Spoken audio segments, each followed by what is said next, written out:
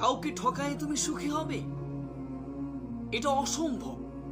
কাউকে ঠকায় কেউ কোনোদিন সুখী হতে পারে না। একজনকে ঠকায় মনে করছো নিজে অনেক বড় কিছু হয়ে গিয়েছি। তোমার যে ঠকাইছো, যে তোমার জন্য কষ্ট পেয়ে কান্না করেছে, সে যদি আল্লাহর কাছে বিচার দেয়, আল্লাহর কাছে যদি নিবৃত্তি চিৎকার করে কান্না করে, আল্লাহর কসম করে বলছি তুমি মাফ পাবে না। তোমার প্রতিটা কষ্টগুলো, সে পাওয়ার কষ্টগুলো মৃত্যুর 1 সেকেন্ড আগে হলেও তুমি সেটা পেয়ে মৃত্যুবরণ করবে। দুনিয়া থেকেই তোমাকে এই সাজা ভোগ করতে হবে। একজনকে কষ্ট দিলে তার চাইতে বেশি কষ্ট তুমি পাবে। একজনকে কষ্ট দিয়েছে এতটুকু কষ্ট, আর তুমি তার চাইতে বেশি পাবে, এতটুকু কষ্ট তুমি পাবে। এটা মনে রেখো। এটা মৃত্যুর 1 সেকেন্ড আগে হলেও তুমি এই দুনিয়া থেকেই পেয়েছে যাবে। একজনকে কষ্ট দেওয়া যাবে, কখনো কষ্ট দিবে না।